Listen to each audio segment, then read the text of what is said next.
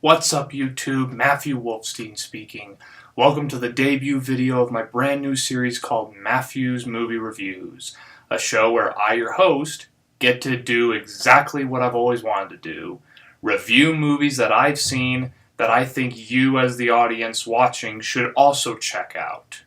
Tonight's movie, as you can guess from the title of this video, was John Wick Chapter 2.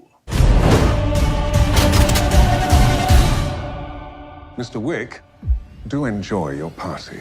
John Wick Chapter 2 is directed by Chad Stahelski and written by Derek Kolstad, and it stars Keanu Reeves, Riccardo Scarmadio, I apologize if I butchered his name, Common, Ruby Rose, Franco Nero, John Leguizamo, and Ian McShane. The film picks up right after the events of the first film, where Wick goes to retrieve his car that the Russian mafia has taken. Because if you remember, like I said from the first movie, with Peter Nyquist, who played the father, Peter Stormare, who appears briefly in the movie, he says, "My nephew is responsible for starting this whole thing by killing a puppy. And then my brother got killed, and now I'm next." He pretty much gives you the laydown of what happened in the first movie, so it catches you up if you haven't seen the first movie. But like I said, go see the first John Wick. It's fantastic. After John Wick retrieves his car, even though it's not in the best condition, he gets visited by Santonio D'Antonio, played by Riccardo Scarmido. Again, I apologize if I pronounced the actor's last name wrong. He comes to John Wick with a mark case with John Wick's blood thumbprint printed into it. Basically, in this Hitman world, if someone gives you that marker, you gotta do something for them in return. John Wick doesn't want to do it, but Santonio is not going to take no for an answer. So what does he do? He destroys John Wick's house. Thanks to the first movie and this movie, I now know the 3 rules of action movies. Do not steal someone's car, do not kill their dog, and most certainly do not destroy their house. Because the person may be a really well-trained hitman that knows how to pull off really good headshots. So what's going to happen? Is John Wick going to finally get back at Santonio for what he's done? Or is there a much deeper thing that is really running through the story? You're just going to have to watch to find out. The film is fantastic. It is probably one of the best action movies to come out of February 2017.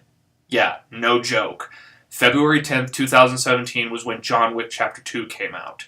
If you are very well aware of your film stuff, you will all know that January and February are dumping ground season, where studios just dump out movies that no one's even going to watch, and they always get really bad reviews or never screened for critics.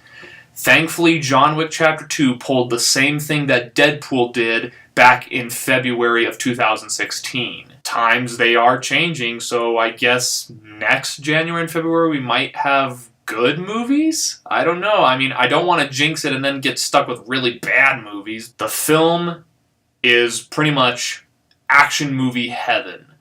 The first thing that you see in the movie is footage of Sherlock Jr. from 1924 with Buster Keaton. If you know Buster Keaton, he's known for doing really incredibly dangerous stunts.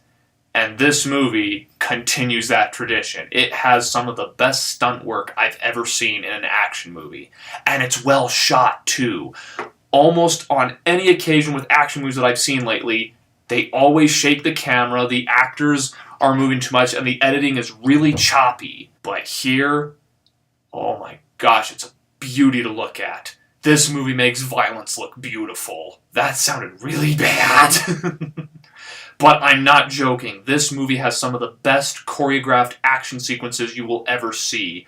They're all filled with swooping cameras, stationary cameras with wide-angle lenses where the action moves without the camera ever having to move. And the editing, oh my gosh, the editing is precise and clear. It is not choppy.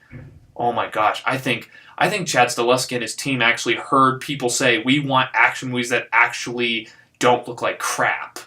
So, I applaud you, Chad Stahelski, for this movie. I'm really pleased. The cast is excellent. Keanu Reeves was born to play John Wick. Even though he's 52 years old, he moves like he's 22. And in the first gunfight, that is a real testament. I mean, the way he moves and the way he swaps to different weapons, it's unbelievable. And speaking of weapons, he has probably the best selection of weapons ever. I mean, in one scene at the Continental Hotel in Rome, he goes to this guy who has a load of guns. And he pretty much says, "What would you like to have for tonight's excursion?" "I need a pistol, an AR-15, and in my opinion, one of the most badass shotguns I've ever seen." I don't know the name of the model or anything like that, but it's the kind of shotgun where you have the shells on the side and you can pretty much slide them down to reload instead of having to just keep shuffling shells into it. I don't know. If you know the name of it, please drop a comment and tell me what the actual name of that shotgun is, but when you see it in action, you're just like, oh, ho, ho. Riccardo Scarmiando, who plays Antonio, he's a very interesting character. He wants something done, and he knows John Wick's the only guy that can do it, but he's going to have to do some convincing and everything. He's not like a Marvel villain where he's like, oh, he's evil just for the sake of it. He actually has motivation. He wants to be the head of this council that watches over every single hitman and hitwoman in the world. Ruby Rose, if you remember her, she's actually pretty good in the movie, even though she doesn't say a single line of dialogue. Common plays the second villain in this movie, like the bodyguard to Antonio's sister.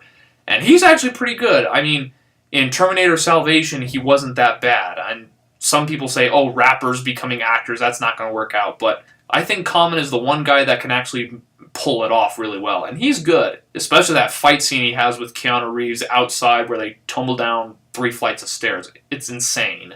So kudos to you, Common. In short, John Wick Chapter 2 is a fantastic sequel that expands the world that John Wick lives in. And it's one of the best action movies to come out of 2017. You won't be disappointed with John Wick Chapter 2.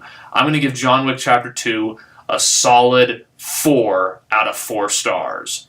Definitely worth watching. Well, that'll do for this debut video of Matthew's Movie Reviews. What are your thoughts on John Wick Chapter 2? If you want to rent it off of Netflix or if you want to buy the movie, by all means go ahead and do so. Thank you everybody for watching. If you liked the video, drop a like. If you want to comment, like I said, please drop a comment and I'll gladly reply to it so we can engage in a nice little discussion.